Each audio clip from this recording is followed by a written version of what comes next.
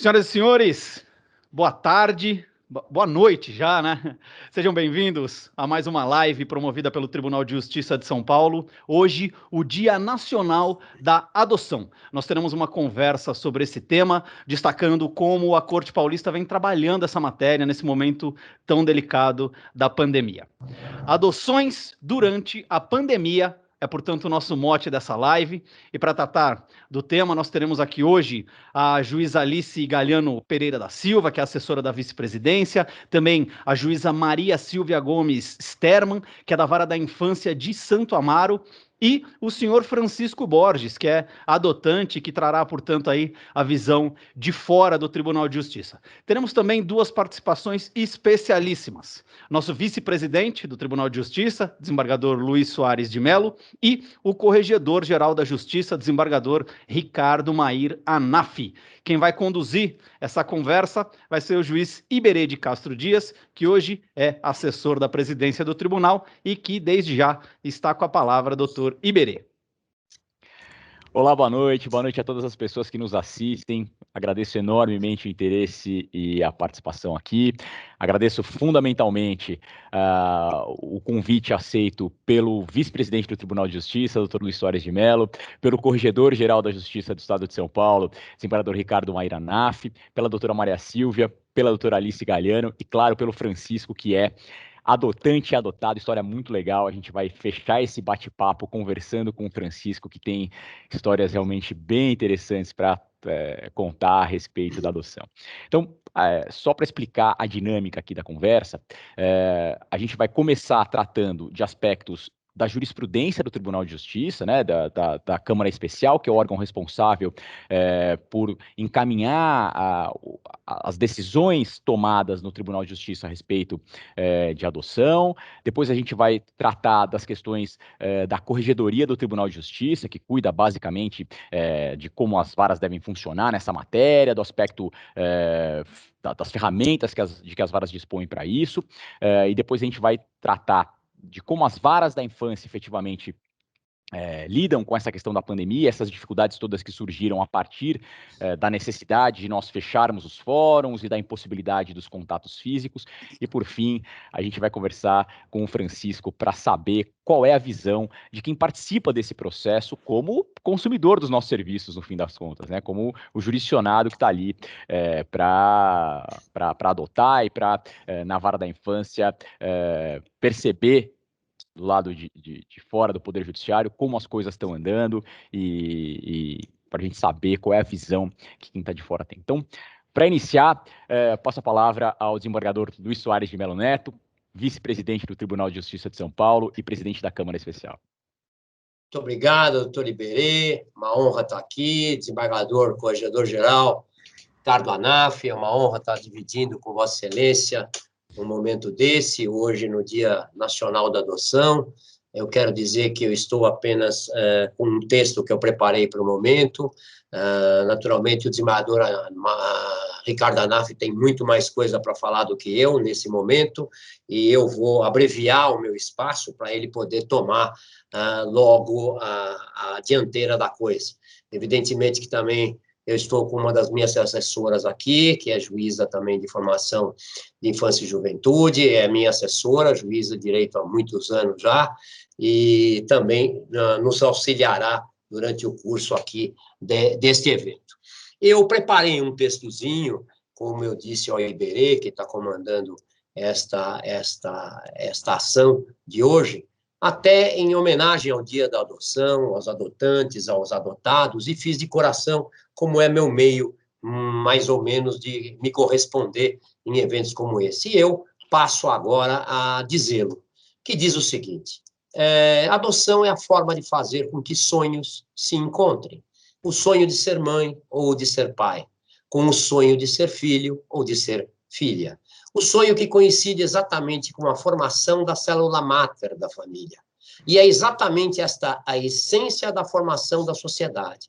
E, em verdade, de toda a essência e estrutura do mundo, tal o conhecemos. O seio da sociedade é a família, que é a sua mola propulsora. A família se alimenta do amor, e o amor é a base da sustentação da formação daquela. Os filhos completam a família, e os adotados as reforçam e seguram e energizam sua base sólida. Há sempre algo de muito especial na adoção, e isso se nota sempre através daqueles que se propõem a adotar, que, movidos pelo amor e pelo desprendimento, querem completar a existência deles próprios e da família, através de filhos ou filhas adotados, que acabam por entrar nos lares como se ali tivessem nascido, não desde a hora zero do nascimento biológico em si, mas mais do que isso, desde o momento em que o adotante resolve integrar esses seres à sua própria casa, o que muitas vezes precede o nascimento natural. E é com esse espírito que os adotados chegam ao lar do adotante. E a força e o amor que o adotante carrega dentro de si, temos um exemplo hoje aqui conosco, e ouviremos ele com muito amor e carinho, é imediatamente transferida aos adotados, o que leva à solidificação de sua educação no berço em que reside, o mesmo amor do adotante e a força que o fez adotar. Temos que tirar do papel os direitos previstos na Constituição e no ECA, e acrescer a eles esse amor que aqui refiro, para o alinhamento da relação e complemento da criação e educação, ou continuidade destas, em face dos adotados. O destaque de toda esta colocação, enfim, diz respeito ao direito à convivência familiar. Renova-se na adoção, enfim, a oportunidade de todas as crianças e de todos os adolescentes integrarem uma família, crescerem respaldados por uma estrutura familiar, darem e receberem amor e afeto. Serão crianças acolhidas e aconchegadas dentro de um lar repleto de respeito, amor e afeto. Já parte de toda uma estrutura criada pelo adotante desde o momento em que resolveu adotar. A adoção, enfim, e para mim, desde sempre, parece muito mais do que um ato puramente material, jurídico ou jurisdicional, mas verdadeiramente um ato de amor para com a família que já existe previamente desenhada no coração do adotante e que, com os adotados, que a integrarão, haverá a forma completa de reunião e soma de todos, em espécie da mais tradicional e pura da prática do amor em família. Esta é a minha pequena mensagem e homenagem àqueles todos que lidam com a adoção no Brasil, no mundo, no estado de São Paulo, no nosso querido tribunal. A ideia desse evento é apenas colocar o tema adoção em destaque, pelo dia que nós comemoramos hoje, e mostrar as várias formas de trabalho do Tribunal de Justiça na matéria, principalmente nesse momento tão delicado da pandemia, o que o senhor corregedor naturalmente considerará. As restrições impostas pela quarentena impuseram grandes desafios. Nem vou contar aqui aqueles que nós trouxemos para as nossas sessões, para as audiências ou coisa parecida, e até a doutora Silvia, agora há pouco em off, contou para nós que resolve problemas que a gente pensava inimagináveis anteriormente, que pudesse ser feito por via online, mas são. E a conta da impossibilidade desse contato físico, mesmo assim, os processos de adoção têm sido mantidos. Também esse processo da via virtual impulsionou o TJ a implementar avanços na área tecnológica, e muito, e eu digo isso depois de 17 anos de informática, eu sei o que eu passei e vivi nesse tempo todo no tribunal, que culminou com esses momentos que nós estamos vivendo, possibilitando que todas as adoções, já o disse e repito, continuem ocorrendo, mesmo durante a pandemia, porque é importante marco da história da nossa corte. Fazemos história com isso também, não fosse já o retumbante sucesso que temos feito com relação à continuidade de todos os nossos serviços virtualmente, inclusa a prestação jurisdicional em todas as instâncias, com exceção apenas aos processos físicos, no momento em que a gente fechava total, mas que também estamos acabando por dar conta disso tudo. Essas novas ferramentas tecnológicas, tudo indica que vieram para ficar e vão contribuir com todos os processos de adoção. Eu sou presidente da Câmara Especial, como todos sabem, a Câmara Especial é composta pelo vice-presidente do Tribunal de Justiça, que preside a Câmara. Essa Câmara Especial julga feitos diversos, dentre os quais o que nos interessa aqui são as matérias de adoção. E os julgados nossos acabam norteando, não só o Estado de São Paulo, como o país como um todo. É verdade também que há algumas divergências dentro das próprias câmaras, porque formada pelos presidentes de sessão criminal, não sei se já o disse, porque não estou lendo isso, mas se não disse, digo de novo, se já o disse, digo de novo, que é formado pelo vice-presidente que a preside, presidente do criminal, presidente do público e presidente do privado, e mais os juízes, e mais o decano da corte, e mais os juízes que compõem a Câmara como juízes substitutos. Todos eles fazem a sua própria jurisprudência, há uma normatização diferente quando se vê de fora uma Câmara dessa, porque muitas vezes sempre ela é substituída a cada 2 anos pela nova formação das eleições do Tribunal de Justiça e acabam a jurisprudência se conflitando uma com a outra, mas sempre ela tem uma uniformidade que interessa àqueles que são destinatários. A maior responsabilidade para mim nessa questão da Câmara Especial é decidir a vida de um menor, a vida de pais que estão adotando, dos adotados, de pai que adota, de mãe que adota isoladamente, e o futuro de milhares e milhares de crianças e adolescentes. Certas vezes o coração da gente treme para julgar determinadas situações. Eu me lembro ainda que nos primeiros dias que nós estávamos julgando ainda em questão telepresencial, nós fomos surpreendidos e me disseram que isso era comum. O doutor Ricardo Anaf já participou da Câmara Especial também anteriormente, pode dizer que até com mais propriedade. Às vezes as próprias partes vão lá com os filhos adotados e tudo aquilo, é um clima de muita emoção e muita sensibilidade. É uma Câmara muito sensível, tenho certeza absoluta que sim. Doutor Anaf e eu somos os 2 desembargadores que estamos aqui hoje e participamos. Hoje eu participo e o doutor Anaf, então, como presidente do público, também participou. Mas é uma honra presidir essa Câmara. Eu tenho aqui a minha grande assessora, Alice Galiano Pereira da Silva, que é também da área, e qualquer indício eventual que ela possa falar e contribuir com alguma coisa, ela falará. Eu devolvo a palavra para o doutor Iberê, que está comandando, agradecendo a paciência de me ouvir. Eu prometi que seria rápido, acho que fui, e em seguida ouviremos o eminente desembargador corregedor-geral. Muito obrigado, doutor Iberê, muito obrigado, doutor Anaf, muito obrigado ao Francisco Borges, que é, para mim, um exemplo de dignidade e um padrão de comportamento de um ser humano, e nós o ouviremos aqui com muita honra hoje, viu, Francisco? Muita honra ter alguém que possa trazer um testemunho pessoal de vida. Muito obrigado, Iberê, muito obrigado, corregedor. Tribunal de Justiça que agradece a presença do senhor aqui, doutor Luiz, muito obrigado, realmente um prazer. Agora, então, falamos a respeito da Câmara Especial, vamos agora falar com o Corregedor-Geral da Justiça, o desembargador Ricardo Mayra Anaf, que, na qualidade de corregedor, cuida de diversos aspectos referentes às varas da infância e da juventude e, portanto, também de adoção. Doutor Ricardo Anaf, por favor, a palavra está com o senhor. Doutor Iberê, boa noite, o senhor que está presidindo.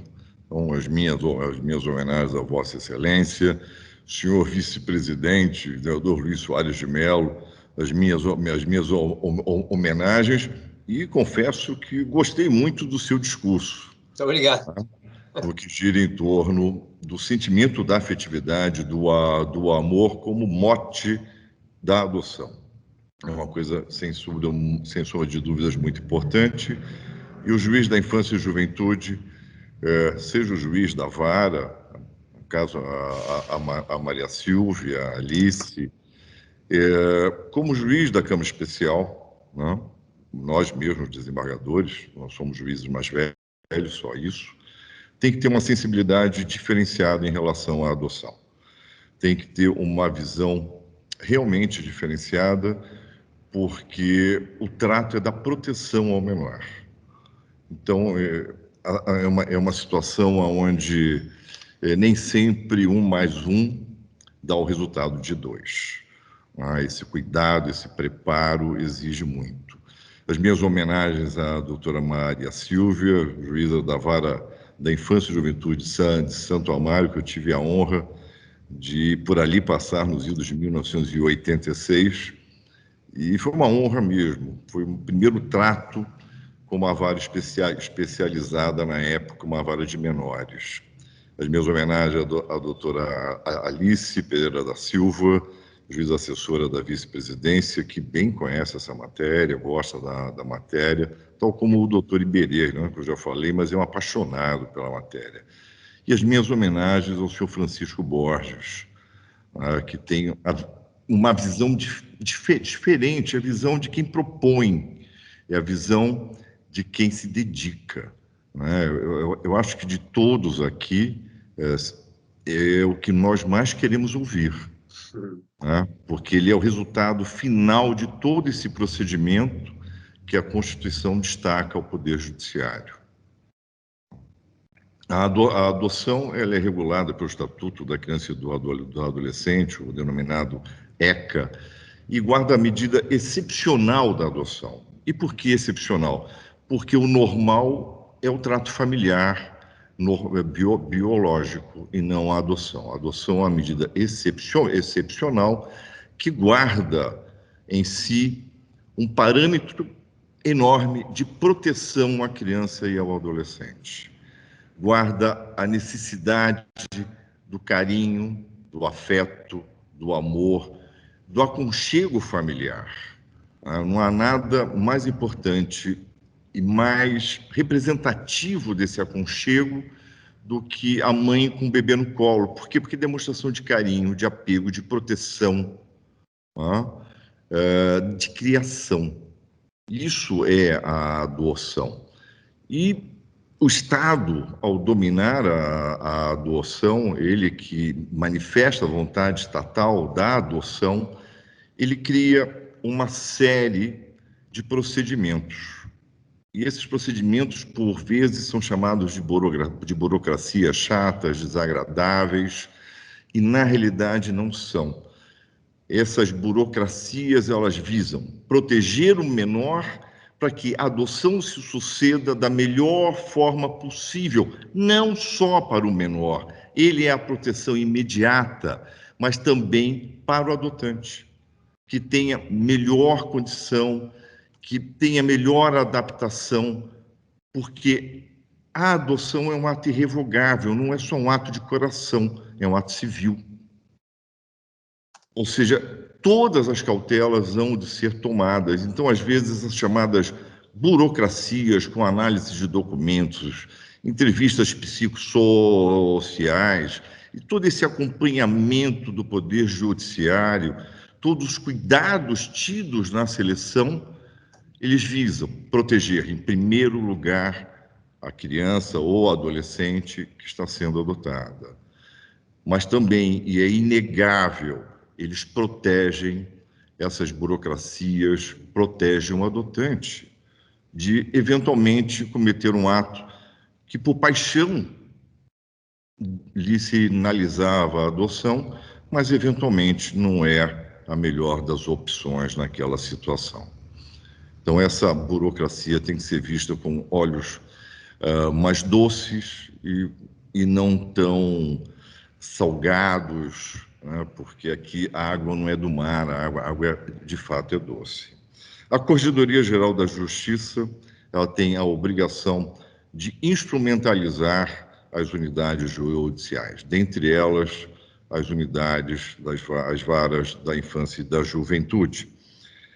Assim que iniciou a pandemia, foi editado um comunicado permitindo que as varas da infância e juventude do Estado passassem a receber os documentos dos pretendentes de adoção por meio eletrônico, evitando, assim, a ida ao fórum, as aglomerações, mantendo todas as disposições sanitárias que eram de regência. As audiências de videoconferência facilitaram muito embora se reconheça a dificuldade em diversas situações para que tal se sucedesse. Mas os juízes se esforçaram, tentaram, e essas audiências, na maioria das vezes, se sucederam com imenso sucesso, inclusive com relação ao acompanhamento das equipes técnicas no que diz respeito às condições das crianças, a situação, como elas se colocavam e a verificação nas instituições de acolhimento. Outra inovação foi a criação do curso preparatório, essa já bem mais nova, de adoção na modalidade online, disponível hoje em todas as varas do Estado de São Paulo de Infância e Juventude. Pois é necessário que os adotantes façam esse curso, que tenham uma noção, porque é uma situação diferenciada. A criança, ela está saindo de uma situação de institucionalizada, de um abrigo, a um seio familiar, que não é o originário. Há todo um cuidado especial em relação a isso, e esse curso já está disponibilizado para que os pretendentes à adoção tenham essa facilidade, com palestras elucidativas e educativas com relação às questões jurídicas que envolvem a adoção e todo o andamento da habilitação para a adoção. E dentro disso, uma coisa muito importante foi colocado, inclusive, no nosso site, o Adote um Boa Noite. O Adote um Boa Noite foi uma criação de 2017 do desembargador Manuel Queiroz Pereira Calças, então Corregedor-Geral da Justiça, que é de uma felicidade imensa. A ideia de trazer as crianças mais velhas à adoção e como colocá-las foi do meu nobilíssimo e dileto amigo Eduardo Cortez, enquanto coordenador da Infância e da Juventude. E o doutor Pereira Calças, então Corregedor-Geral da Justiça, que depois foi presidente desse egrégio tribunal, comprou a ideia com sapiência e colocou um nome fantástico. A expressão Adote um Boa Noite bem representa essa situação. E nós tivemos um aumento do sistema do Adote Boa Noite de 4 vezes. E a Corregedoria buscou facilitações para todo o sistema do Adote um Boa Noite, porque normalmente, quando se pretende uma adoção, se busca, por vezes, uma criança de tenra idade, na maioria das vezes. E nós temos crianças maravilhosas que estão abrigadas, estão institucionalizadas, que são mais velhas, e são espetaculares, e acabavam fugindo dos olhos de quem pretendia uma adoção. Porque os olhos de quem pretende adoção não são os olhos que estão estampados no rosto de cada um. Eles são os olhos do coração. E aquela imagem do que pode ser a criança adotada. O sistema Adote um Boa Noite modifica isso. Ele faz com que a pessoa enxergue com os olhos do seu rosto as crianças. E aí sim com os olhos do coração. Não é mais apenas a imagem do que deve ser, mas se colocando exatamente como é. E hoje não só as fotografias. Hoje tem os filmes, mostra o dia a dia da criança, que dá um sabor diferente, dá um sabor de paternidade. É uma coisa muito importante. A adoção é extremamente salutar para a criança, que deixa de ser abrigada, deixa de ser institucionalizada, e passa a ser criada dentro de uma família com a afeição parental. É uma coisa muito importante. Hoje nós temos mais de 5.000 crianças aptas à adoção e 13.000 pretendentes. Ou seja, essa seleção, essa burocracia, ela tende a escolher o melhor adotante, ou o melhor casal de adotantes, ou só simplesmente um adotante para uma criança. E, por vezes, para irmãos, que é uma coisa que pouco se vê e é extremamente necessária, essa manutenção da unidade daquela criança com a adoção dos irmãos, ou do irmão. Então, o que a Corregedoria faz é um trabalho de bastidor para procurar facilitar o trabalho dos juízes numa coisa tão bonita, tão bela, que é a adoção. É o que eu queria colocar de início. Com certeza, a doutora Maria Silvia tem detalhes fantásticos da sua vida e da sua paixão pela vara de infância e juventude, e que nós vamos sentir de perto e com os ouvidos e os olhos do coração nas palavras do Sr. Francisco Borges. Doutor Iberê, muitíssimo obrigado pela honra de poder me manifestar, de colocar uma posição da Corregedoria Geral da Justiça e de quem esteve na Vara da Infância e Juventude, na Câmara Especial, e tem um tratamento com muito carinho em relação a essa matéria. Muitíssimo obrigado. Doutor Ricardo Anaf, Corregedor-Geral da Justiça do Estado de São Paulo, muito obrigado. É uma honra, um prazer ter o senhor aqui nesse evento, representando a Corregedoria-Geral da Justiça, né, com avanços bastante significativos na área da adoção, avanços absolutamente essenciais nessa temática tão relevante nos tempos atuais, né? Muito obrigado. Bom, agora para a gente desenvolver aqui a conversa para o rumo das orientações do Tribunal de Justiça em termos de decisões e de como as coisas vêm sendo decididas, a doutora Alice Galhano, juíza do Tribunal de Justiça do Estado de São Paulo, assessora da vice-presidência também, e a ideia é a gente conversar aqui sobre os rumos que têm sido adotados em termos de decisões em matéria de adoção. Acho que um dos pontos centrais aqui e que dizem bastante as varas de primeiro grau, juízas e juízes de primeiro grau têm essa preocupação absolutamente constante, que é a história da burla ao cadastro, né? A gente tem visto diversas vezes, diversos movimentos tendentes a tentar burlar o cadastro nacional de adoção, né? Em outras palavras, tentando furar a fila, né? Com severíssimas consequências para as crianças e para os adolescentes, porque são pessoas que não estão exatamente preparadas para isso, né? Nem psicologicamente e nem materialmente, em termos de aprendizagem a respeito das dificuldades todas de ser pai ou de ser mãe, e o Francisco vai conseguir desenvolver isso logo mais, mas essa é uma preocupação constante de juízas e juízes de primeiro grau, né, Alice? E a jurisprudência do Tribunal de Justiça tem sido bastante firme nesse sentido, né? Boa noite a todos e a todas. Eu agradeço o convite da presidência do Tribunal de Justiça, cumprimento a todas e a todos presentes, na pessoa do Dr. Luiz Soares de Mello, vice-presidente do Tribunal de Justiça, e o Dr. Ricardo Anaf, o Corregedor-Geral da Justiça. A Câmara Especial, como o Iberê e o Dr. Luiz já comentaram, é o órgão do tribunal competente para julgar em grau de recurso os temas relacionados à infância e juventude, incluindo a adoção.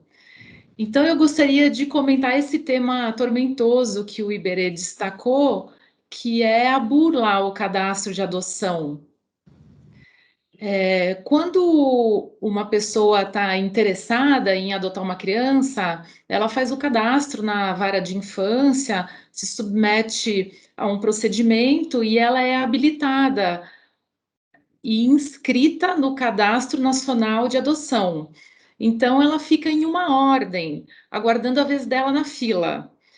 O problema é que essa fila pode ser demorada, porque embora existam muitas crianças aguardando a oportunidade de serem adotadas em abrigo, o problema é que a maioria das crianças que estão esperando ser adotadas, elas têm idade superior a 7 anos.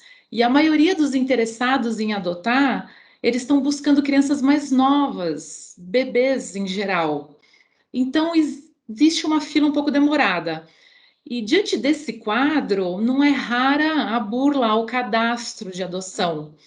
E essa burla acontece por meio de alguns artifícios, como a adoção à brasileira, que ocorre quando é feito o registro da criança em nome próprio.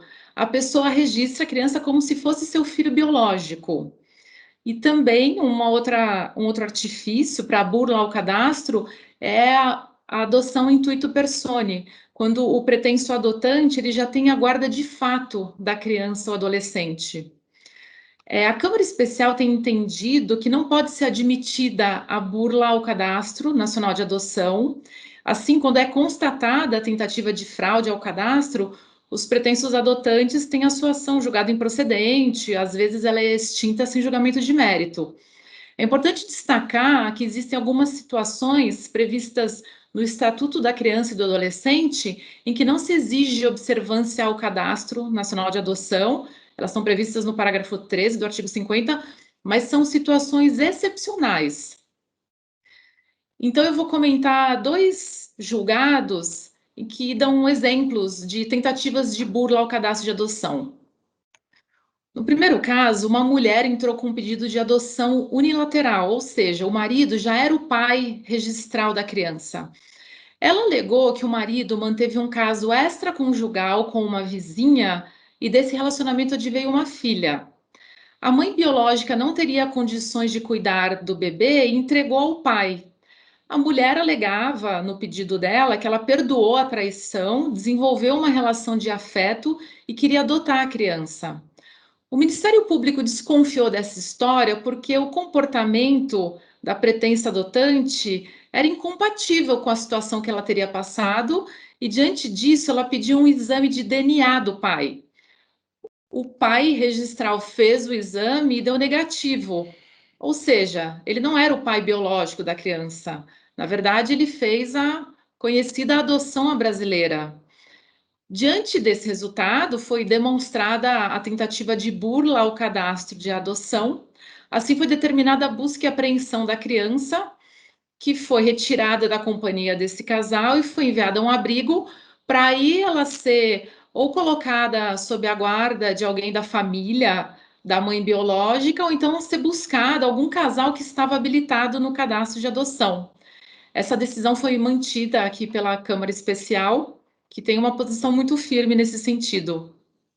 Um outro exemplo de julgado foi um casal que ajuizou uma ação com pedido de guarda para fins de adoção.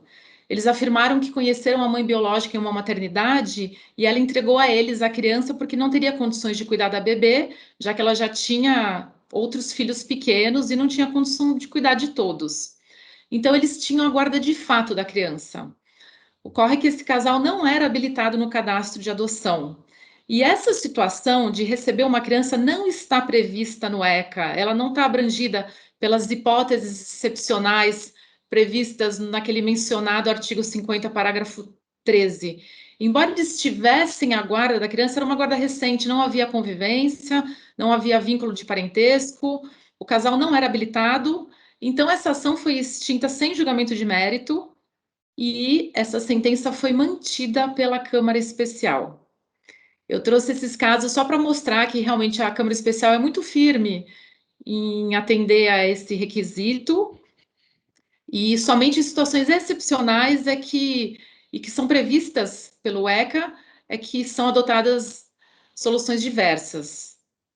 Eram esses casos que eu gostaria de apresentar nessa oportunidade. Eu vou devolver a palavra para o Iberê, para que os outros participantes tragam suas experiências. Eu agradeço a atenção de todos e todas. Muito obrigado, doutora Alice Galiano, então assessora da vice-presidência do Tribunal de Justiça de São Paulo e, portanto, profunda conhecedora da jurisprudência da Câmara Especial. E esse é um ponto, como eu disse, de todo sensível para juízas e juízes do primeiro grau. Essa história de burla ao cadastro de adoção é algo que realmente merece combate, precisa ter posicionamento firme para evitar que as crianças padeçam na mão de pessoas que não estejam adequadamente preparadas, né? Além da questão moral de se furar a fila do Cadastro Nacional de Adoção, inclusive eventualmente cometendo crimes, né? Não é raro que pessoas que tentem burlar a fila do Cadastro Nacional de Adoção cometam crimes para que isso aconteça, né? Crimes de falsidade, enfim, eventualmente até tráfico de pessoas, dependendo, por exemplo, se a pessoa comprar uma criança, né? Uma infinidade aí de ilícitos que podem ocorrer. Muitíssimo obrigado também, doutora Alice Galiano. Agora, a doutora Maria Silvia Gomes Sterman é a juíza titular da Vara da Infância e da Juventude do Fórum de Santo Amaro. Fórum de Santo Amaro, creio que seja o maior fórum do estado de São Paulo, possivelmente, em termos de crianças e adolescentes acolhidos, né? Tem uma área de abrangência realmente gigantesca na zona sul da cidade de São Paulo. A doutora Maria Silva vai poder falar um pouco mais sobre isso. E ela está ali no cotidiano da vara e já com bastante experiência, sabe muito bem como é conduzir a vara da infância em tempos de pré-pandemia e teve que passar desde 2020, março de 2020, quando o Tribunal de Justiça do Estado de São Paulo entrou em quarentena, experimentou diversas experiências diferentes daquelas com as quais ela já estava acostumada, né? E a ideia é justamente a gente ter essa percepção, né? Como tem sido, então, Maria Silvia, boa noite, primeiro de tudo, como tem sido a atuação das varas da infância no cotidiano ali do primeiro grau, né? Que dificuldades a pandemia trouxe? Como é que você vê esse cenário hoje? Uma boa tarde a todos, né? Boa noite, quase. Doutor Iberê, é um prazer estar aqui com o senhor. Doutora Alice, desembargador Ricardo Mairanaf, excelentíssimo corregedor-geral, desembargador Luiz Soares de Mello Neto, excelentíssimo senhor vice-presidente do Tribunal de Justiça do Estado de São Paulo e presidente da Câmara Especial. E o senhor Francisco Borges, né, que é um adotante, uma pessoa de fora do judiciário, que vem aí apresentar também a sua experiência pessoal. De fato, a pandemia trouxe desafios, assim, extremamente novos e impensáveis antes de março de 2020. O primeiro desafio que nós enfrentamos diz respeito às habilitações, né? Porque, como já foi explicitado aqui, sempre que uma pessoa ou um casal quer adotar, ele precisa passar por um processo de qualificação, vamos dizer assim. Nesse processo de qualificação, ele apresenta a documentação, ele é avaliado psicologicamente e socialmente, e a pessoa precisa, dentre essas necessidades, fazer um curso que é fornecido pela Vara da Infância e Juventude. Esse curso tem previsão também no ECA, como obrigatório. E como que nós faríamos esse curso? Esse curso sempre foi feito de forma presencial. E mais, em Santo Amaro, por exemplo, o curso ele era feito em duas oportunidades, 2 sessões para cada pessoa, cada interessado, né? E nessas sessões, a primeira ela era de uma forma de explicitação, de conceitos, mas a segunda era feita de uma forma dinâmica, com um sistema de troca de ideias, com grupos e troca de experiências. Então, como a gente poderia transportar isso para um sistema virtual, né? Essa dificuldade foi muito grande. Nós fizemos várias reuniões com a equipe técnica do Judiciário para tentar achar uma solução que veio agora, recentemente encampada pela Corregedoria Geral, né? Mas até então, no ano passado, isso era muita novidade. E as pessoas vinham em busca, eu quero me habilitar, eu quero estar apto à adoção o mais rápido possível. Então, nós tivemos que criar um sistema, né, de um curso que funcionasse, pensar em quantas pessoas, porque o sistema remoto, ele dá possibilidades infinitas, né? Nós poderíamos colocar 100 pessoas para fazer um curso, mas isso seria bom? Isso teria um resultado adequado, né? Então, tudo isso foi pensado, foi muito estudado para que nós criássemos um curso hoje que é feito, temos uma fila de espera enorme, hoje alguém quer fazer um curso, ele vai conseguir fazer provavelmente só no primeiro semestre do ano que vem, em Santo Amaro, né? Mas hoje nós temos um curso que é feito 100% virtual. E possivelmente após a pandemia, a gente vai continuar com um sistema no mínimo híbrido, porque isso facilitou, por exemplo, a vinda de pessoas que tinham dificuldade de deslocamento, dificuldade de sair do seu local de trabalho para poder frequentar o curso, estacionamento, uma série de questões que eram mais difíceis no presencial, e podemos juntar isso com o presencial, que para aquela situação que falta, né? Que é o contato, que é sentir a pessoa no dia a dia, na conversa, na troca de ideias. Então, isso veio para ficar. Essa foi a primeira questão que a gente teve. A segunda questão, que foi bem visível durante a pandemia, foi o aumento significativo da entrega voluntária, né? A entrega voluntária, ela é prevista também no ECA, é uma entrega protegida. A mulher, quando ela dá à luz, ela não tem a obrigação de cuidar dessa criança, ela tem o direito de escolher não cuidar desta criança. A mulher, ela não pode abortar, a mulher, ela não pode dizer eu não sou mãe, ela não tem como não registrar um filho, diferentemente de um pai, mas ela pode vir perante o Poder Judiciário e falar: eu não posso, eu não quero ou eu não consigo cuidar do meu filho. Com essa entrega voluntária e protegida em relação ao sigilo, ela tem o direito de esconder disso dos seus familiares, do próprio pai biológico, se ele não veio reconhecer espontaneamente a paternidade dessa criança. Essa criança ela vai imediatamente para uma adoção, né? Porque aí a entrega extingue imediatamente o poder familiar. Ela não tem mais esta obrigação de cuidar dessa criança e nem direitos em relação a essa criança, e aí nós podemos colocar imediatamente para o casal ou a pessoa mais antiga no cadastro de adoções, né, de pessoas habilitadas à adoção, desde que de acordo com o perfil daquela criança. E essa criança da entrega protegida, normalmente, ela é muito desejada, porque a criança, como disse a doutora Alice, de 0 ano. Imagina uma criança recém-nascida, a mãe tem alta hospitalar, 2 dias tem a criança, ela entrega para o juiz e aí essa criança pode ir para uma adoção. Bom, nós tínhamos que fazer isso também com a pandemia, e a pandemia aumentou o número, porque imaginem uma mulher que vive numa comunidade, numa casa de um cômodo, 2 cômodos no máximo, 4 filhos, com estudo à distância, o que na verdade é o mesmo que dizer que as crianças estão dentro de casa. Essa mulher com a pandemia perdeu o seu emprego porque ela trabalhava de doméstica e não pode mais frequentar a casa dos empregadores e se vê grávida, já o marido, o pai da criança dizendo que não vai assumir essa paternidade. Bom, isso aconteceu com muito maior intensidade na pandemia, fez com que o número de entregas voluntárias aumentasse. Então, nós criamos, primeiro, uma interlocução com a saúde muito maior para que isso pudesse ser feito também de forma virtual. A entrega dentro do próprio hospital, essa genitora já passa por uma avaliação psicossocial e realmente verificando que ela não está sob o estado puerperal, em nenhum momento de crise pessoal e que essa entrega realmente é espontânea, a gente já pega essa criança e já procura o primeiro casal ou primeira pessoa habilitada mais antiga com aquele perfil.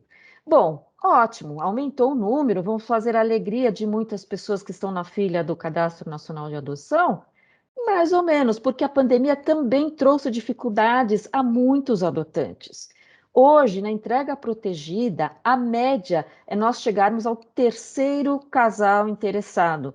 Olha só que impacto, né? A pessoa está lá esperando há 3, 4 anos para receber um bebê recém-nascido, saudável. Aí esse bebê aparece, mas ela também perdeu o seu emprego, ela também está com dificuldades financeiras e ela não pode receber aquela criança naquele momento. Então, uma das coisas que nós tivemos que nos preocupar é essa recusa, nós temos que considerar justificadas, porque o ECA também diferencia uma recusa justificada de uma injustificada. Eu estou lá esperando, falo, não, eu não vou receber uma criança. Então, todos, né, tanto o nosso setor técnico quanto eu como juíza, entendi que essa recusa era absolutamente justificável num momento excepcional como esse que nós estamos vivendo. Então, esse casal, essa pessoa que não pode receber essa criança nesse momento, não sofreu nenhum prejuízo por essa circunstância, dizendo que foi impactado financeiramente, economicamente e pessoalmente pela pandemia, porque também outros filhos seus também estão dentro de casa e não vai conseguir lidar com aquela situação naquele momento, nós entendemos que era uma recusa justificada e essa pessoa não sofreria nenhum problema no seu local ali de aguardo de uma próxima criança, né, desde que ela se colocasse disponível a tanto. E hoje, então, no caso das entregas, a gente hoje busca 1, 2, normalmente é o 3º casal que está apto para receber uma criança saudável recém-nascida, o que demonstra o impacto violento dessa pandemia também para os adotantes, não só para as crianças que vão ser adotadas. E o último ponto que eu acho interessante colocar também sobre os impactos da pandemia foi a questão das visitas. Porque veja, olha, nós temos crianças lá com 2 anos, 2 anos e meio, conseguimos um casal, ele aceitou, mas naquele momento, principalmente no início da pandemia, onde os protocolos ainda não eram muito conhecidos, não se sabia exatamente o que era possível, as visitas foram totalmente proibidas, pessoais, e aí uma criança de 2 anos não consegue entender o que é um relacionamento virtual, né? Colocar um computador na frente dela para falar que aquela vai ser a mamãe ou aquele vai ser o papai, isso não faz o menor sentido para uma criança. Então também teve esse impacto, e onde nós tivemos que articular junto com a Secretaria Municipal, no sentido de que as visitas para fins de adoção tinham que ser excepcionadas, diferentemente de visitas das suas famílias de origem, que estavam realmente naquele momento suspensas por risco de contaminação, desde que com a proteção necessária, desde que com todo o cuidado possível, que fosse viabilizada a visita de casais interessados a crianças, principalmente quando elas têm uma idade um pouco mais reduzida e que não têm possibilidade de interagir por meio de internet, por meio virtual, porque para a criança isso não faz muito sentido. Né? Já com as crianças mais velhas, a gente consegue iniciar, pelo menos, as visitas de forma virtual, que também foi um diferencial, um avanço, principalmente, como o doutor Ricardo Mairanaf comentou, sobre o Adote um Boa Noite, que são crianças com mais de 7, 8 anos que integram esse projeto maravilhoso. Essas crianças, sim, tem muitos pretendentes que são de fora de São Paulo, de fora da região e muitos de fora até do país. E aí a gente consegue o contato virtual, hoje com muito mais facilidade, porque quase todo abrigo hoje tem um sistema de internet, tem um sistema de contato por videoconferência que permite essa aproximação antes de uma aproximação física e pessoal.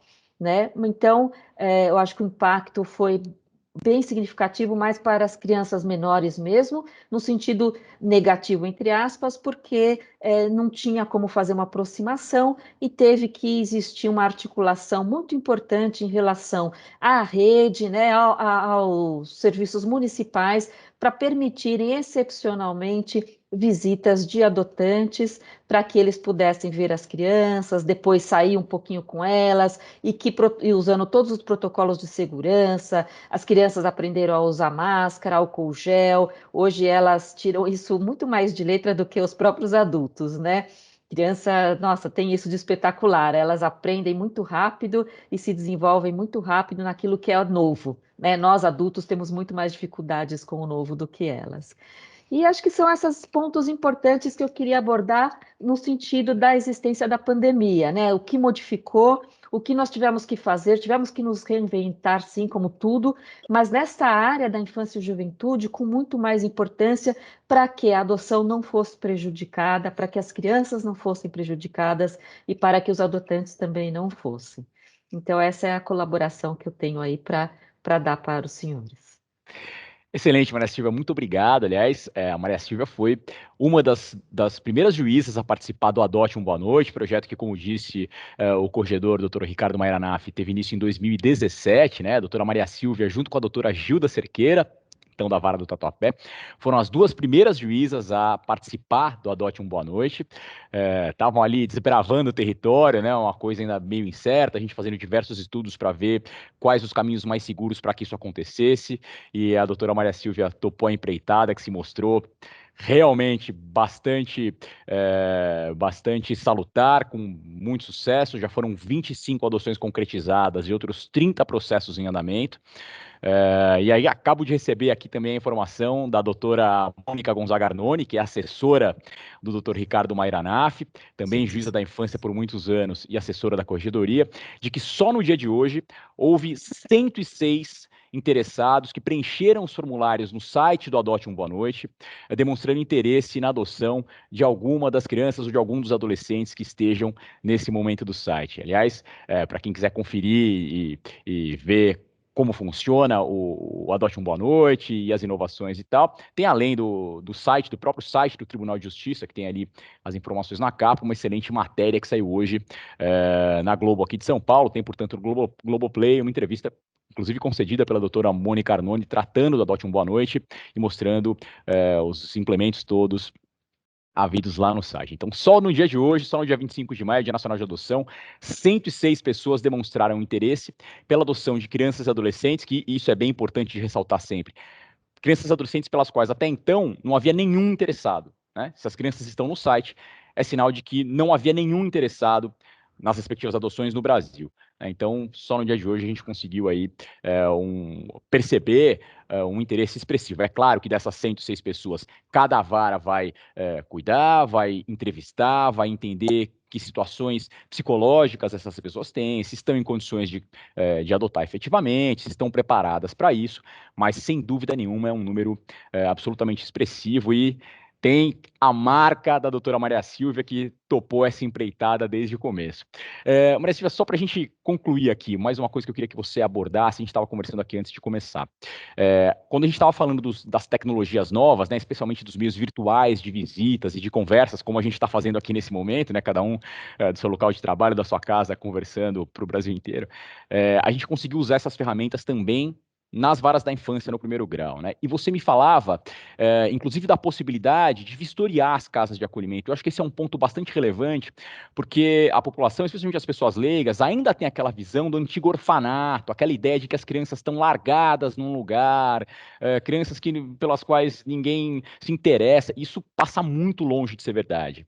As casas de acolhimento têm profissionais gabaritados para fazer aquilo, psicólogas, psicólogos, assistentes sociais, pedagogos, pessoas que se dedicam efetivamente à vida dessas crianças e desses adolescentes, e mais que isso, as casas de acolhimento são constantemente vistoriadas e acompanhadas por juízas e juízes das varas de primeiro grau, né? E você me contou uma situação interessante que ocorreu e que nem mesmo a pandemia impossibilitou, né, que acontecesse. A gente continuou tendo a possibilidade de vistoriar essas casas. Eu queria que você falasse um pouco disso.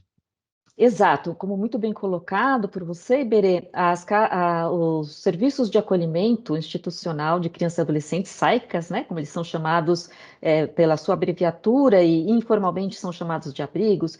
Primeiro é bom lembrar que eles comportam hoje, pela nova normativa, no máximo 15 crianças e adolescentes, de 0 a 17 anos, ou seja, de faixas etárias distintas, e eles funcionam como se fosse realmente um lar para essas crianças, só que ao invés de eles terem lá o pai e a mãe, porque eles não podem estar junto às suas famílias, eles têm esses profissionais mencionados pelo Dr. Iberê, que são o pedagogo, o assistente social e o psicólogo, ou a pedagoga, a assistente social e a psicóloga, além de educadores, de cozinheiros, de outros funcionários que trabalham dentro das casas. O juiz tem a obrigação legal de vistoriar, de fazer visitas de fiscalização 2 vezes por ano em cada um desses serviços de acolhimento, uma em cada semestre. Isso era feito de forma presencial e na forma de surpresa. A gente nunca avisava quando ia fazer uma visita, justamente para chegar e perceber como a casa estava funcionando, independentemente de aviso prévio, né?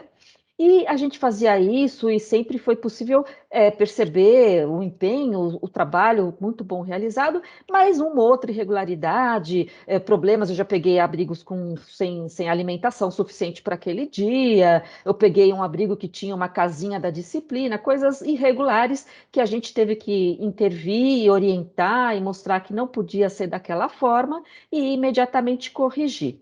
E isso acabou sendo transportado também para o sistema virtual. Olha só que coisa, Iberê. Então, a gente faz as visitas hoje, é lógico que não dá para ser de surpresa, porque eu preciso enviar um link para os profissionais do serviço de acolhimento para que eles acessem, mas eu digo, olha, eu vou fazer a visita amanhã, tal horário. E aí eu entro em contato. Nesta visita virtual, eu pergunto sobre as questões documentais, sobre como está a parte física, como estão as crianças, casos específicos, o relacionamento com a rede. Muitas vezes eu solicito que eles andem pela casa até com os seus computadores, notebook, celular, para mostrar imagens. E a gente consegue sim fazer um trabalho também de qualidade, tanto que esse caso mencionado por você, foi sentindo pela fala dos próprios profissionais de que o contato com os demais integrantes da rede não estava bom, que a saúde não estava colaborando, a assistência social não estava colaborando, a educação não estava colaborando. Aí eu percebi que ninguém estava colaborando e que, na verdade, quem não estava era o próprio serviço, com muitas dificuldades de interagir com a rede, porque a infância sempre trabalha assim, né? A gente chama de rede porque é um entrelaçamento mesmo, né, de profissionais que têm que se ajudar constantemente, e através de, então, eu solicitei a ajuda da Secretaria Municipal de Assistência Social, através do CREAS, e eles intervieram e fecharam, inclusive, o serviço de acolhimento, fizemos a transferência das últimas 3 crianças recentemente, para que eles possam se reinventar, né, começar de novo, porque estavam partindo de um patamar muito equivocado no sentido desse trabalho. Então, sim, até isso nós conseguimos fazer na pandemia, né, transformando essas visitas que eram presenciais e que, sim, voltarão a ser assim que for possível, mas que também tenha seu mérito na forma virtual, na forma à distância. Maria Silvia, muitíssimo obrigado mais uma vez por aceitar o convite, por nos contar aqui como tem sido o cotidiano das varas da infância nesse momento tão esquisito, né, da história nacional, né, em termos sanitários, sociais, né, um momento realmente de alarme, de aquela velha e boa, o chavão da montanha-russa de emoções, né, no dia a dia, né, e a gente tem vivenciado isso também na experiência da infância. Muito obrigado, Eu foi que um prazer, agradeço. Maria Silvia. Obrigado. E agora, nosso grande finale com o glorioso Francisco Borges, adotante. O Francisco tem uma história de vida interessantíssima que ele vai contar aqui. O Francisco é jornalista, é formado em História da Arte, está se formando em Direito, ou seja, ele tem de bancos acadêmicos um bom tanto de vida aí, é uma pessoa que se dedicou aos estudos e a compreender a situação toda também das varas da infância e da juventude, as questões da adoção. Boa noite, Francisco, tudo bem? Boa noite, meu amigo Iberê. Boa noite, senhor desembargador, senhor corregedor-geral, a senhora vice-presidente da Câmara Especial, a senhora doutora juíza Maria Silvia, que é da Vara de Santo Amaro, onde eu tive o meu processo de adoção feito nessa vara, em região que morei por muitos anos e que admiro muito. Iberê, estava eu aqui ouvindo, né, todos vocês, e eu fico imaginando o que as pessoas que estão também nos assistindo pelo YouTube imaginam e pensam sobre tudo isso. Viver em tempos pandêmicos, a situação de adoção nos quer, pelo menos, ressignificar e nos reinventar de forma muito, muito, muito intensa. E, nesse mesmo tempo, tanto os pais quanto os grupos de adoção, os funcionários técnicos, psicólogos, assistentes sociais, e todo a vasta, o grupo vasto de pessoas que se dedicam diariamente pela causa da adoção, tiveram que viver situações que não viveram nunca. E, ao mesmo tempo, a gente vem observando que hoje, dia 25 de maio, o Dia Nacional da Adoção, é um dia de comemoração e também de consciência que estamos em luta. Não contra alguém, mas muitas vezes contra intervenções, no mínimo, curiosas, onde PLs, que são projetos de lei, são apresentados ou supostamente apresentados e nos faz... eu estou falando nós como pessoas que estamos fora do Tribunal de Justiça e muito envolvidos com as questões de adoção. Nos preocupamos também. Casos de excepcionalidades como o da Vivi, que não dá para a gente falar ou deixar de citar, porque nós estamos também em rede social, e pela rede social isso foi muito comunicado, mas mesmo com todas essas intervenções, no mínimo, confusas, a gente entende que a adoção ela é, de fato, para sempre insegura, porque existe toda essa doutrina jurídica que respalda. Isso nos traz tranquilidade. E eu venho percebendo, como pai adotante, assim, o quanto a pandemia nos trouxe situações diárias. Ou começar uma identificação com crianças no momento que você está totalmente fora da sua prática diária, também é difícil. Eu tive a sorte de ficar 1 ano e 8 meses na fila de adoção e conseguir adotar 2 crianças que são razões, de fato, aqui da nossa casa. Eu encontrei e fui encontrado pela adoção com o Michael, que chegou à nossa casa com 8 anos, e o Gabriel, que chegou à nossa casa com 11 anos, já quase fazendo aniversário, por isso hoje um tem 9 e outros já tem 13 anos.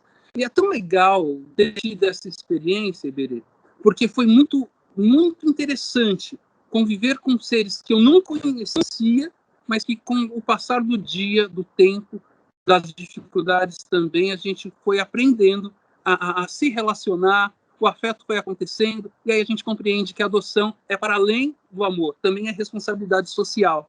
E quando a gente fala de adoção de pessoas, de adolescentes ou pré-adolescentes, a gente está falando também de uma adoção onde essas pessoas têm suas histórias, e todas as histórias precisam ser respeitadas, porque a diversidade, a pluralidade traz isso, traz experiências, né? E eu venho percebendo pela história dos meus filhos aqui, o quão tem sido enriquecedor para a gente aprender com eles e eles conosco também.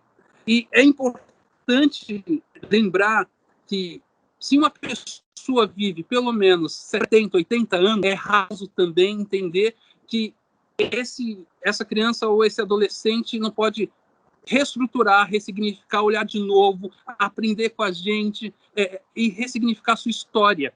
Porque, no mínimo, seria dar uma sentença de morte àqueles que ainda têm tanta vida e precisam delas. E o nosso afeto pode ajudar a direcionar. E é isso que eu estou vivendo. Eu tenho algumas coisas mais para falar, mas eu me coloco também à disposição para você poder bater bola aqui e a gente poder conversar. Muito obrigado, Francisco. Como é rico e como é necessário ouvir as pessoas que participam do processo de adoção, né? Essas experiências multifacetadas são absolutamente essenciais para que o sistema todo de proteção de crianças e adolescentes se faça da forma mais completa, né? Não adianta a gente achar que encastelados vai conseguir resolver as situações que se colocam no dia a dia, porque só ouvindo efetivamente, fazendo esse ambiente de escuta, de portas abertas para a população e para o jurisdicionado, é que a gente vai conseguir aprimorar os serviços todos do Poder Judiciário, né?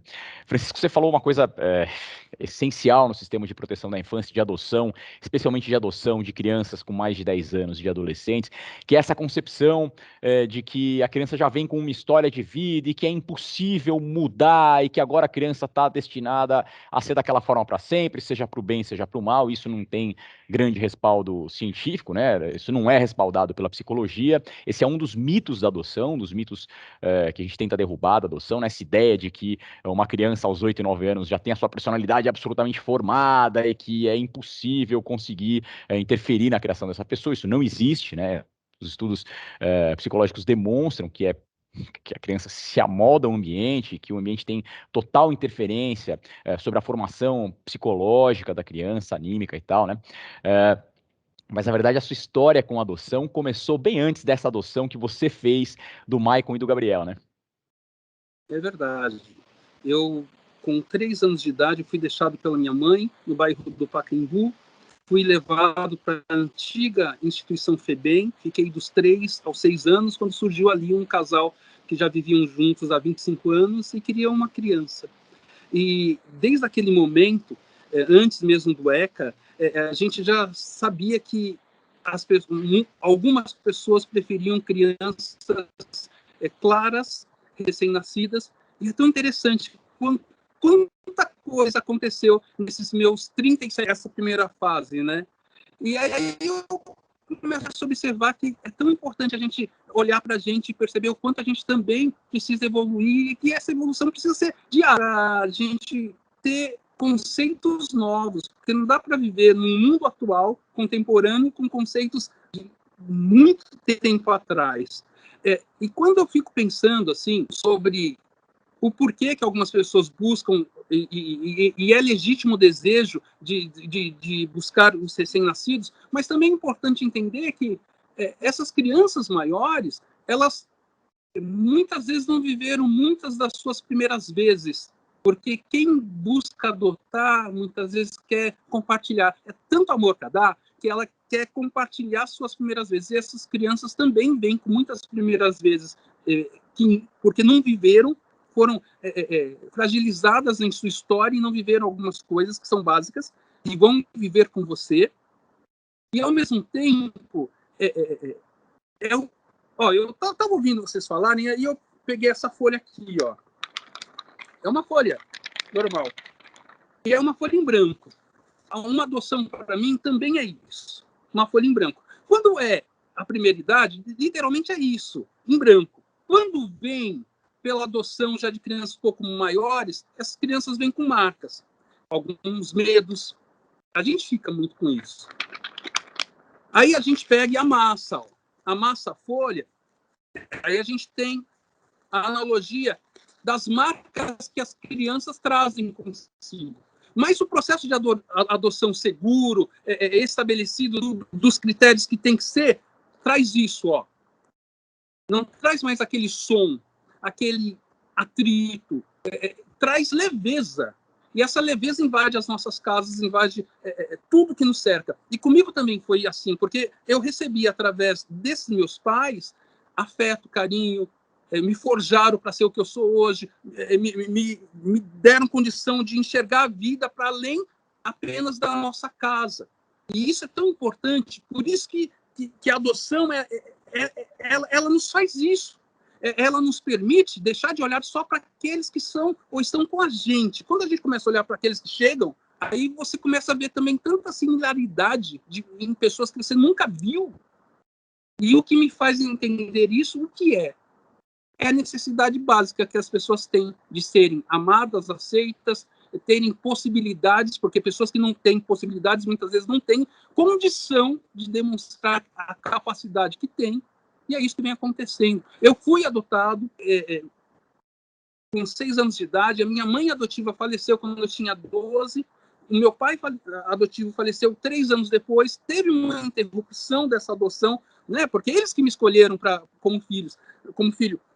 Fiquei com minha irmã desse meu pai adotivo, mas o meu caminho foi sendo trilhado. E eu tenho um filho, eu estudei, busquei conhecimentos, trabalhei bastante. Hoje, com 43 anos, eu olho para trás e eu vejo essa história. E é muito legal de ver isso. E eu tenho um filho biológico, que eu crio como pai solo desde quando ele nasceu, e a história dessas 2 crianças que estão conosco, que são meus filhos também. E tem sido muito legal, muito bom essa troca que está rolando, que está acontecendo. Então, as pessoas também que estão nos acompanhando pelo YouTube e outras plataformas, e que têm esse desejo, e que em algum momento também sentiu a pandemia chegando e paralisando seus sonhos por algum motivo, é importante que, nesse primeiro instante, houve sim a paralisação, porque a gente sabia como agir. Mas agora, a passos firmes, tudo está acontecendo. Tem uma letra de uma música, Iberê, que é de Dona Ivone Lara, que diz assim: sonho meu, vai buscar quem mora longe. E aí ela fala da saudade. E a adoção, ela nos traz isso também. O nosso sonho vai buscar alguém que a gente não conhece, ao ponto de termos saudade daquilo que a gente não viveu. E quando a gente vai vivenciando a experiência com o outro, a gente vai amadurecendo tanto, é tão gostoso isso.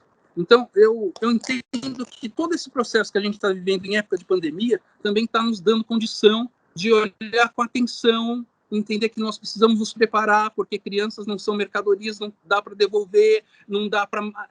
eu achei que era, mas não é. Então, é um momento de aperfeiçoamento. Vamos chegar por aí também, que vale a pena.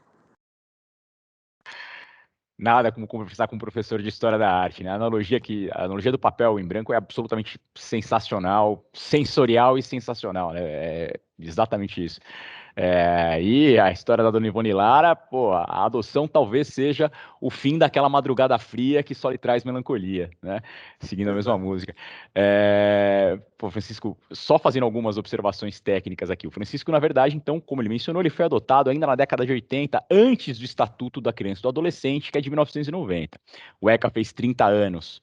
o ano passado, em 2020, né, caminhando aí para os 31 anos. Então, quando o Francisco foi adotado, ainda vigia o Código de Menores, o tal Código de Menores, antes do Estatuto da Criança e do Adolescente, e é por isso que o Francisco fez menção de que quando ele foi abandonado pela mãe, ele acabou sendo levado para a antiga FEBEM.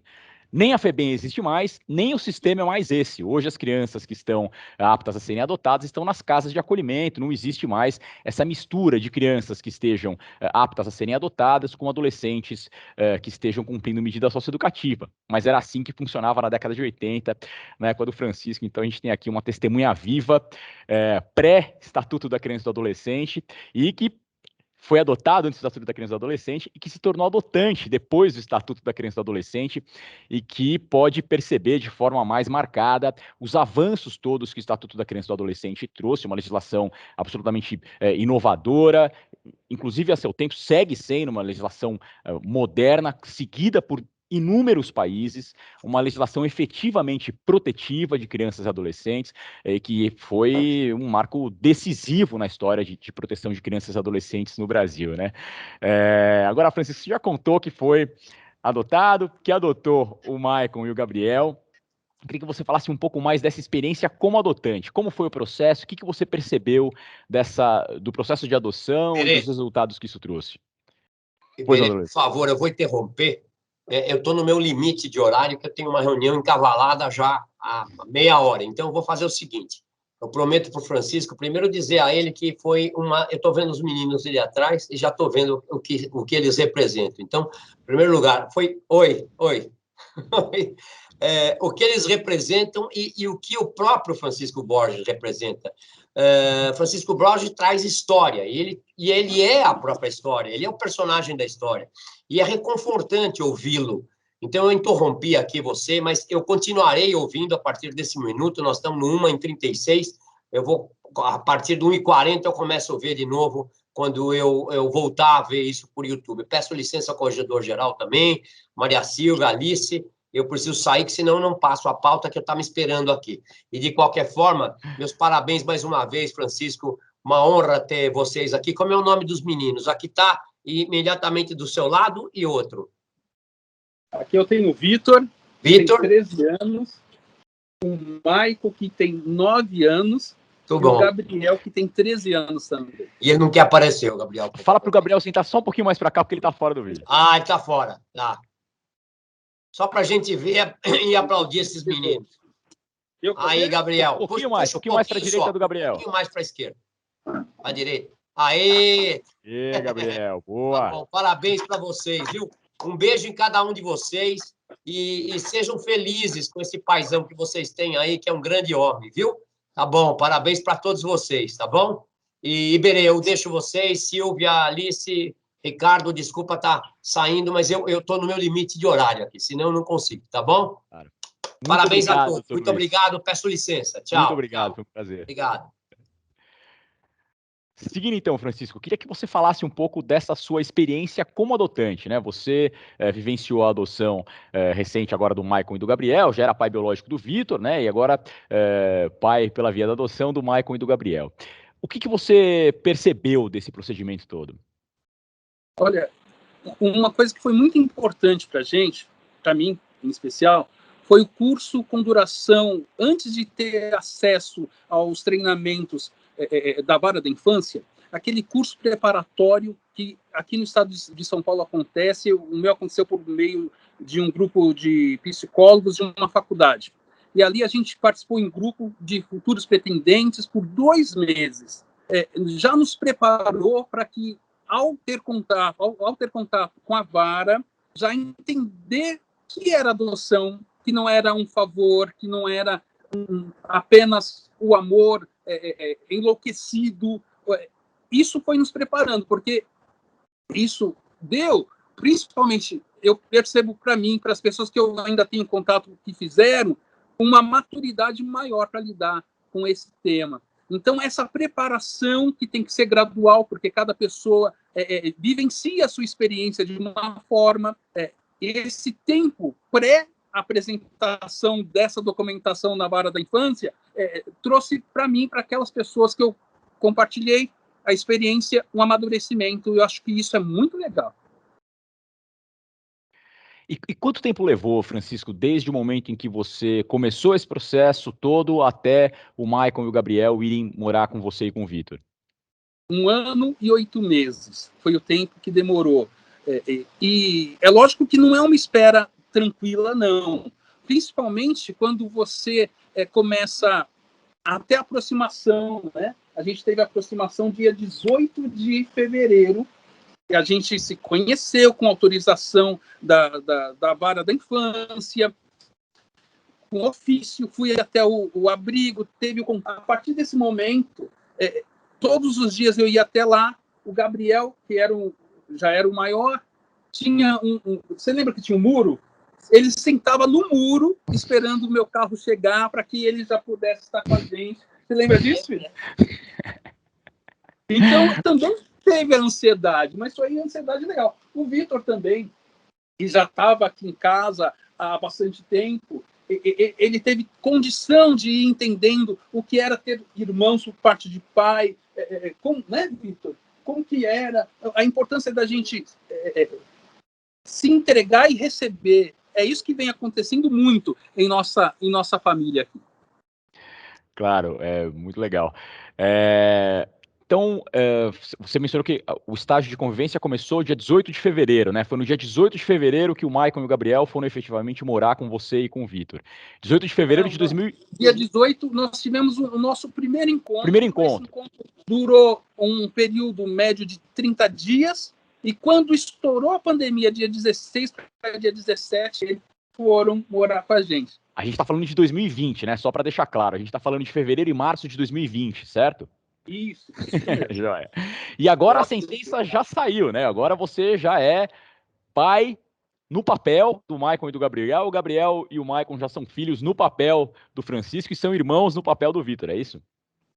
É isso mesmo. E a gente tem um clã aqui, cada um aqui vai se apresentar, vai falar seu nome, para vocês entenderem como é aqui a nossa dinastia. Viu? Pois é, Francisco, eu ia te dizer isso. Eu agradeço muito você ter contado a sua história, muito legal e tal, mas, cara, quem importa verdadeiramente aqui são o Vitor, o Maicon e o Gabriel, porque isso aqui ainda é um encontro da vara da infância e da juventude, cara. Então não adianta que todo mundo aqui acaba perdendo espaço e cedendo passo para crianças e adolescentes, né? A gente sempre acaba aqui em segundo plano quando tem crianças e adolescentes, cara. Então eu acho que nosso reinado tá acabando agora, o que importa é a gente ouvir o Maicon e o Gabriel e o Vitor. Tudo bem com vocês? O Vitor tem quantos anos? 13. 13 também. O Gabriel? 13. 13 também, né? Então, o Vitor era o irmão mais velho soberano, e agora ele talvez siga sendo irmão mais velho, mas tem aí quase que um gêmeo, né? Da mesma idade ali, vai ter alguém com quem crescer, né? 35 dias de diferença um do outro. 35, quem é mais velho? Eu. Você é o mais velho? Certo, legal. E o Gabriel? O Maicon? 9 anos. 9 anos, cara. Eu queria que vocês dois contassem como foi essa experiência para vocês. O que vocês perceberam disso tudo? Como isso tem sido para vocês?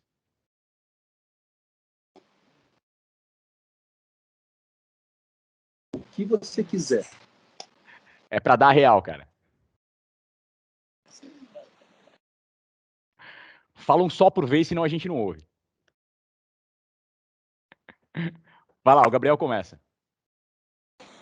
Eu achei legal, achei bacana ter uma família assim. Quando eu conheci ele, eu fiquei ocioso. Aí eu achei estranho. Ele apareceu lá.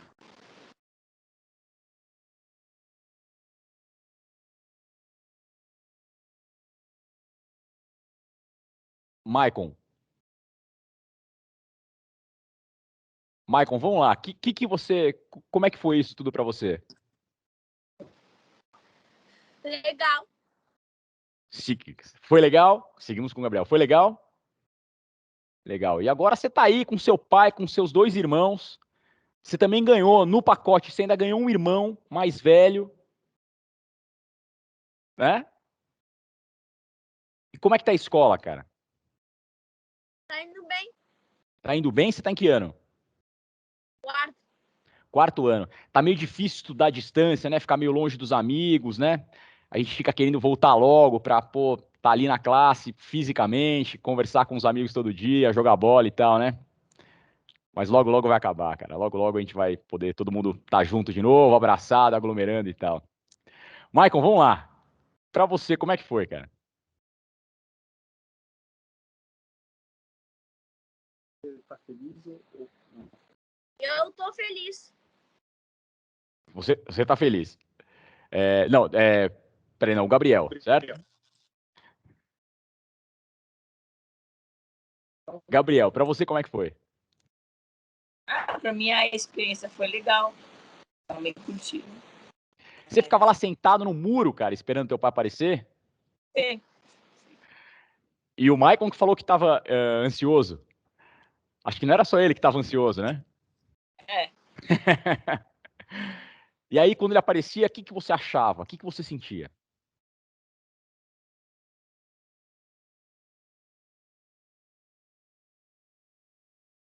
Por que você ficava no muro? Pra esperar você chegar.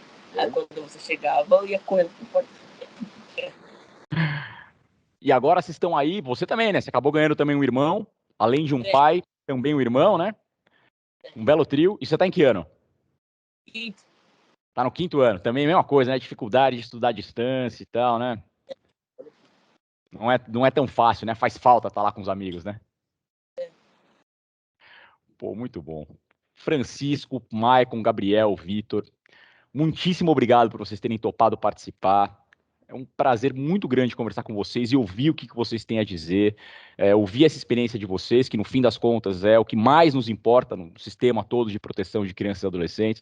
O Maicon, o Vitor e o Gabriel são as pessoas para quem simbolizam as pessoas para quem a gente efetivamente trabalha, por quem todo mundo corre e rema junto aqui, né? A ideia é realmente poder propiciar para todas as crianças e todos os adolescentes o efetivo respeito aos direitos todos que estão previstos na Constituição, no Estatuto da Criança e do Adolescente, e aproveitando para falar do Francisco aqui, especialmente o direito, a gente fala muito do direito à vida, do direito à saúde, do direito à educação, claro que são direitos absolutamente essenciais, mas a gente costuma relegar e costuma esquecer os direitos à cultura e o direito ao esporte, ao lazer, que são tão fundamentais quanto para a formação de um ser humano, e o Francisco é evidência disso aqui, né, com as analogias que ele fez, sendo professor de História da Arte e tal, é absolutamente essencial que a gente perceba a importância do esporte, do lazer e da cultura na formação de crianças e adolescentes. Isso não pode ficar para segundo plano na formulação de políticas públicas, na observação social das urgências que a gente tenha para crianças e adolescentes, né? Bom, pessoal, agradeço enormemente mais uma vez a participação de todos. Corregedor, Dr. Ricardo Mairanaf, que muito nos honra com a presença e com a aceitação do convite, com todos os avanços implementados na Corregedoria Geral da Justiça ao longo desse biênio.